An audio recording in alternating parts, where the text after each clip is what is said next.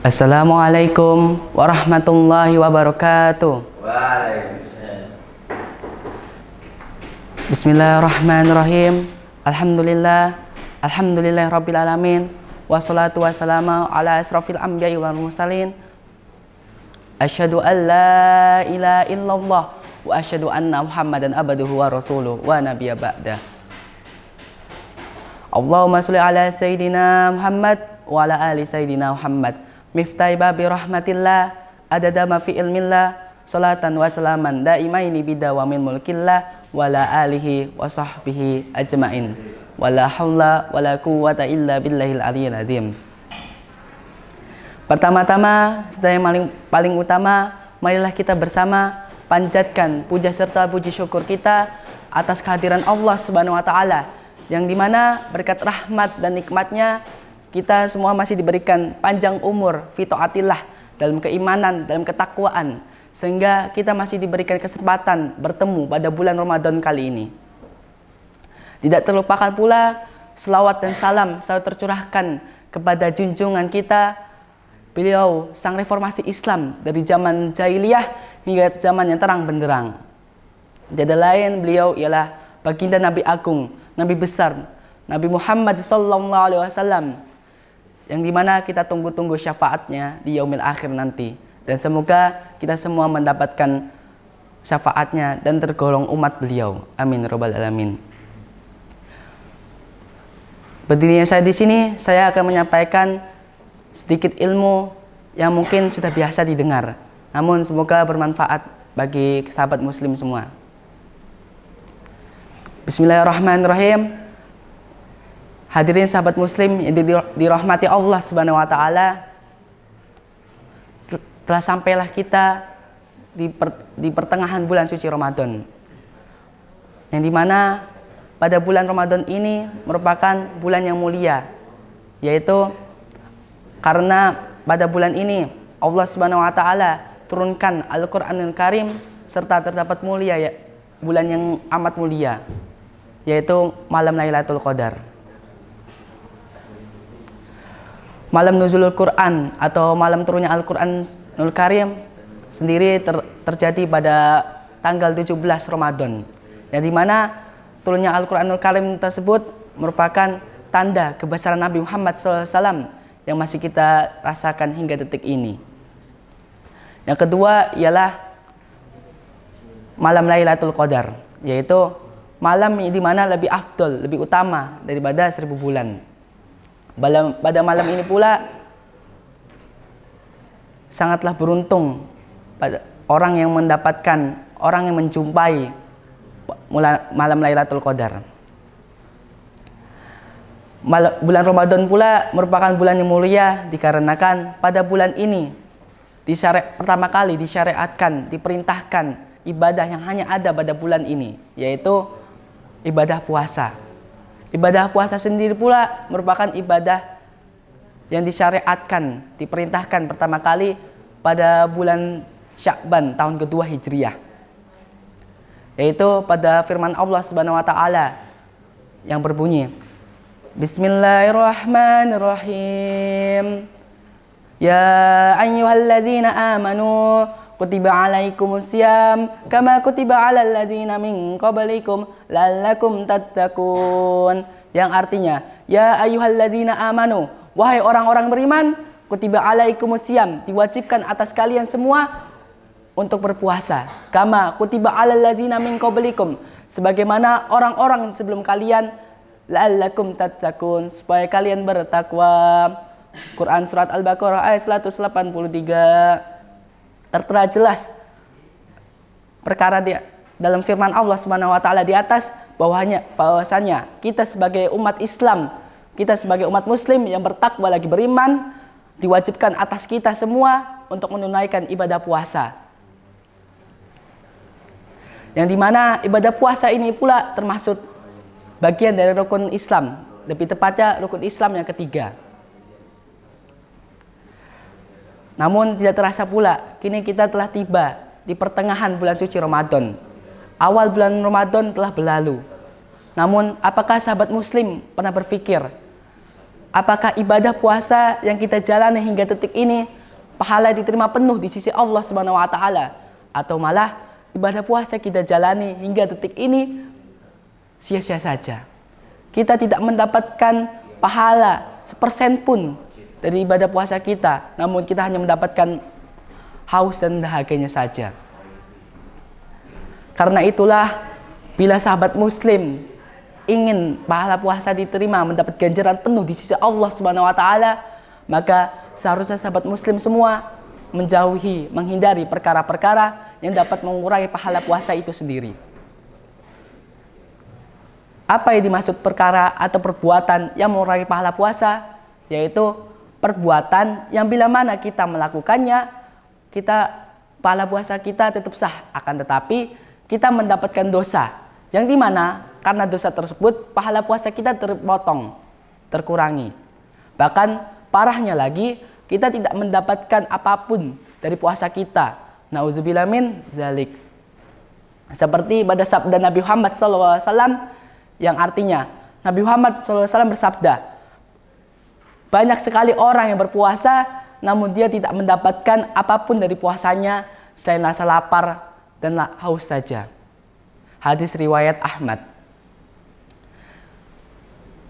Dari hadis di atas jelas bahwasanya banyak sekali orang yang berpuasa namun dia tidak mendapatkan apapun dari puasanya akibat dia melakukan perkara-perkara yang dapat mengurangi pahala puasa.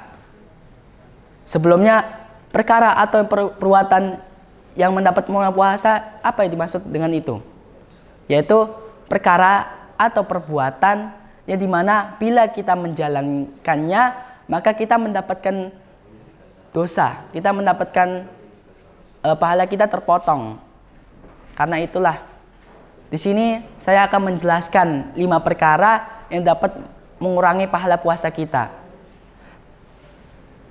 Yang pertama ialah ghibah. Makna ghibah. Apa yang dimaksud dengan ghibah? Ghibah ialah pembicaraan, sesuatu pembicaraan tentang seseorang yang dimana bila orang tersebut mendengarkannya maka dia akan marah, dia akan kecewa, dia akan sakit hati, walaupun yang kita bicarakan tersebut di belakangnya ialah hal yang benar, fakta apa adanya sesuai kenyataan. Yang kedua ialah namimah. Yang dimaksud dengan namimah yaitu memutarbalikkan ucapan dengan bertujuan fitnah dan perselisihan antara dua pihak atau lebih, antara pihak satu dan pihak yang lainnya, entah antara individu maupun antara kelompok. Misalnya yaitu pada suatu hari ada seorang lelaki, dia pergi ke kelompok A. Di kelompok A tersebut ia bersaksi, ia mengucapkan bahwasanya kelompok B itu menjelek-jelekan, menghina, mencaci maki kelompok A. Kelompok A yang mendengar tersebut pun marah. Mereka sakit hati, terluka. Karena itulah kelompok A jadi membenci kelompok B. Keesokan harinya lelaki tersebut pergi ke kelompok B. Di kelompok B ia melakukan perkara atau perbuatan yang sama pada kelompok A, yaitu dia mengucapkan bahwasanya kelompok A itu menjelek-jelekan, mencaci maki, bahkan menghina kelompok B. Kelompok B yang mendengar hal tersebut pun marah. Ia terluka, dia sakit hati mendengar perkataan dari laki tersebut.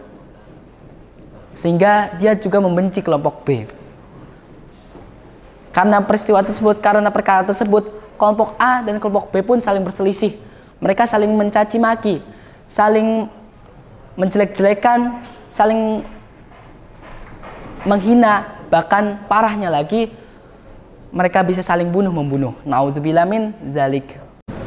Selanjutnya yang ketiga ialah berbohong atau berkata dusta. Yang dimaksud dengan berkata dusta atau berbohong yaitu mengucapkan sesuatu yang tidak sesuai dengan kenyataannya. Seperti pada sabda Nabi Muhammad SAW yang artinya barang siapa yang melakukan ibadah puasa namun dia tidak menghindari, tidak menjauhi perkara atau perbuatan atau ucapan dusta, maka Allah Subhanahu wa taala tidak butuh terhadap apa yang dia lakukan dengan tidak makan dan tidak minum. Hadis riwayat Bukhari. Karena hal tersebutlah pada bulan puasa ini kita harus berpuasa pula, yaitu bohong kita. Karena hal ini sering terjadi, entah kita sadari atau tidak. Kita pasti sering berbohong. Karena itulah pada bulan Ramadan ini kita harus menjaga mulut kita agar mengucapkan perkara-perkara atau perbuatan yang benar. Karena sesungguhnya bila kita tidak bisa mengucapkan perkara atau perbuatan yang benar, maka lebih baiknya bagi kita untuk diam. Yang selanjutnya, yang keempat ialah sumpah palsu. Apa yang dimaksud dengan sumpah palsu sendiri? Sumpah palsu ialah mengucapkan, memberikan kesaksian yang tidak sesuai dengan kenyataannya atau ditutup-tutupi. Yang terakhir, yang kelima ialah memandang sesuatu yang haram. Apa yang dimaksud dengan memandang sesuatu yang haram? Yaitu memandang sesuatu disertai syahwat yang berlebihan. Syahwat sendiri ialah nafsu yang cenderung mengarah ke kemaksiatan. Nafsu cenderung mengarah ke keburukan, kejelekan. Misalnya seperti melihat lawan jenis yang bukan mahramnya disertai syahwat birahi. Dapat disimpulkan dari 5 perkara di atas bahwasanya bila sahabat muslim ingin puasanya diterima penuh, mendapatkan jalan sempurna di sisi Allah Subhanahu wa taala, maka sahabat muslim harus menjauhi 5 perkara di atas, yaitu ghibah, namimah, sumpah palsu, berkata berbohong atau berkata dusta, dan memandang sesuatu yang haram. Supaya pahala ibadah puasa kita diterima penuh, mendapat ganjaran di sisi Allah Subhanahu wa taala. Semoga ibadah puasa kita diberikan kelancaran, diberikan keistiqomahan, serta mendapatkan pahala sempurna di sisi Allah Subhanahu wa taala. Dan semoga kita mendapatkan rahmat dan maghfirah dari Allah Subhanahu wa taala dan terhindar dari siksa api neraka. Seperti pada sabda Nabi Muhammad SAW, yaitu awal Ramadan ialah rahmat, pertengahan Ramadan ialah maghfirah, ampunan, dan akhir Ramadan adalah terhindar dari api neraka. Semoga kita semua mendapatkan fadilah dari hadis di atas.